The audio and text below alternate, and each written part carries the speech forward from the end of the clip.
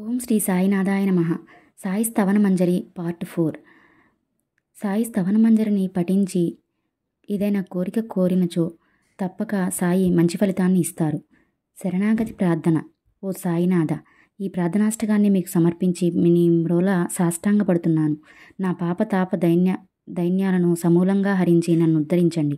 ఓ సాయి గురువర, మీరు గోమాత, నేను మీ లేగదోడను. మీరు నా ప్రియజనని, నేను మీ అనుంగు పసిబిడ్డను. కనుక నాపై కాఠిన్యం చూపకండి. ఓ పతిత పావన, నీవు మలయగిరి అందరూ శ్రీ చందన వృక్షం లాంటి వాడివి. నేను ముళ్ళపదల లాంటి వాడిని. నీవు జీవనది అయిన పవిత్ర గోదావరి జలం లాంటి వాడివి. నేను మహాపాతకుణ్ణి. ఓ గురురాయ, నిన్ను దర్శించగానే నా మానవ మాలిన్యాలు దుర్బుద్ధులు నశించకపోతే నిన్ను చందన వృక్షం లాంటి వాడివని ఎవరంటారు? కస్తూరితో కూడిన మన్ను కూడా సుగంధ పరిమళమై దాని విలువ పెరుగుతుంది. పుష్పమాలలోని దారం పుష్పాల సాంగత్యం వల్లనే కదా శిరస్సు పైకెక్కి ఉన్నత స్థానం పొందుతుంది. మహాత్ములు గ్రహించడం చేత వారి మహిమ వల్ల సామాన్య వస్తువులు కూడా విశిష్ట స్థితిని పొందుతాయి. అదే మహాత్ముల సాంగత్య ఫలం. నిజానికి భస్మం, కౌపీనం, నంది సామాన్య వస్తువులే, కానీ మహేశ్వరుడు గ్రహించడం చేత వాటికి జగద్విఖ్యాతి కలిగింది. శ్రీకృష్ణ పరమాత్మ యమునా తీరాన బృందావనంలో ఉట్టలు కొట్టి రాసక్రీడ సలిపాడు. అందుకే గోపకులకు బృందావనానికి యమునా తీరానికి ఎంతో ప్రాశస్త్యం, బుధజనుల గుర్తింపు లభించాయి.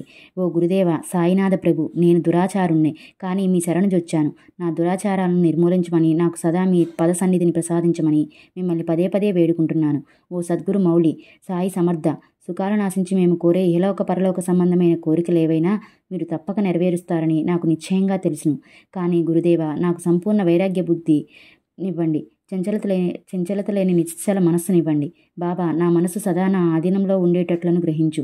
సముద్రంలోని నీరు తీయగా మారితే ఇంకా ఉప్పు నీరు త్రాగవలసిన అవసరం ఉండదు కదా. సాయి సమర్థ, సముద్ర జలాలను సహితం మధురంగా మార్చగల అపార శక్తివంతులు మీరు. అందువల్ల మీ దాసునైన ఈ దాసగుణ్ణి ఈ చిరు కోరికను మన్నించండి. ఓ పరంతప పతిత పావన, నా దోషాలన్నీ స్వీకరించమని మిమ్మల్ని అర్థిస్తున్నాను. సిద్ధపురుషుల్లో అగ్రగణ్యులైన మిమ్మల్ని నా దోషాలు ఎంత మాత్రం అంటవు. బాబా, ఇన్ని మాటలెందుకు? మీరే నా ఆశ్రయం. తల్లి ఒడిలో ఉన్న బిడ్డ ఎంతో నిర్భయంగా, ఎంతో సురక్షిత భావంతో ఉండటం సహజమే కదా.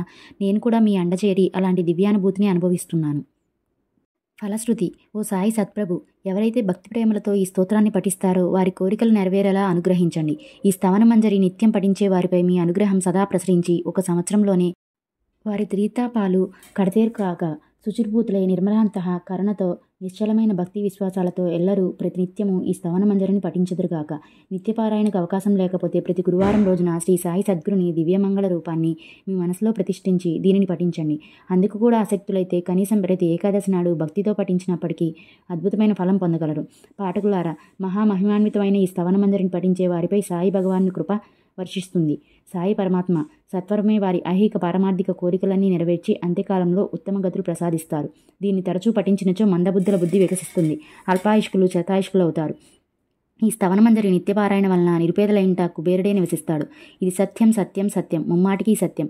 ఈ స్తోత్ర పారాయణ వల్ల సంతానం లేని వారికి సంతానం కలుగుతుంది. రోగులు పూర్ణారోగ్యవంతులవుతారు. దీని నిత్యపారాయణ ఫలం అమోఘం. సకల చింతలు భయాలు తొలగిపోతాయి. కీర్తిమంతులై గౌరవ సత్కారాలు పొందుతారు. చివరకు అవినాశ పరబ్రహ్మను తెలుసుకుంటారు. సోదర సాయి భక్తులారా, తర్క వితర్కాలకు, వ్యర్థమైన కల్పనలకు, సంశయాలకు తావివ్వకండి. ఈ మహిమాన్విత స్తోత్ర పఠనం వలన కూడా సత్ఫలితాలపై పరిపూర్ణ విశ్వాసం కలిగి ఉండండి. క్రమం తప్పకుండా తరచుగా పరమపావనమైన శిరిడీ క్షేత్రాన్ని దర్శించండి. అనాథనాథుడు భక్తజనుల పాలిట కల్పవృక్షమైన సాయినాథుని దివ్యచరణ కమలాలను మీ హృదయంలో స్థిరంగా స్మరించండి. స్తోత్ర రచన. సాయి సద్గురుని ప్రేరణ వలనే నేను ఈ స్తవన మంజరిని రచించగలిగాను. లేనిచో పావనుడైన నాచే ఈ స్తోత్ర రచన సంభవమా? శక సంవత్సరం 1840 భాద్రపద శుద్ధ చతుర్థి సోమవారం మధ్యాహ్నం అనగా 9/9/1918 పావన నర్మదా నదీ తీరాన అహల్యాదేవి సమాధి వద్ద ప్రఖ్యాత మహేశ్వర క్షేత్రం వద్ద శ్రీ సాయినాథ స్తవన మంజరి రచన సంపూర్ణమైంది. శ్రీ సాయి సద్గురుడు నా హృదయంలో ప్రవేశించి ఇందలి ప్రతిపదాన్ని స్ఫురింపజేసి ఈ స్తోత్ర రచన పూర్తి చేయించారు. నా శిష్యుడు భక్త దామోదర్ సాయిని అనుగ్రహంతో గ్రంథస్థం చేశాడు. ఈ దాసగను సాధు సత్పురుషులందరికీ సదాదాసుడు. ఎల్లరకు సకల శుభములు వనగుడు కాక. ఈ శ్రీ సాయినాథ స్తవన మంజరి భవసాగరాన్ని తరింపచేసే దివ్య సాధనమై వెలుగొందాలని ఈ దాసగను ఆ పాండురంగాన్ని అత్యంత ఆదరంతో ప్రార్థిస్తున్నాడు. శ్రీ పాండురంగ స్వస్తి. శ్రీ హరిహరార్పణమస్తు. శుభం భవతు. పుండలీక వరద. హరివిఠల సేతుకాంత స్మరణ. జయ జయ రామ పార్వతీపతే. హరహర మహాదేవ. శ్రీ సద్గురు సాయినాథ్ మహారాజ్ కీ జై. శ్రీ సద్గురు సాయినాథార్పణమస్తు. శుభం భవతు. ఈ 4వ పార్టు వినే ముందు మొదటి 3 పార్ట్లు వినండి. ఓం శ్రీ సాయినాథాయ నమః. శ్రీ సాయినాథ స్తవన మంజరి ఫలితం అందరికీ దక్కాలని మనస్ఫూర్తిగా కోరుకుంటున్నాను. ధన్యవాదములు.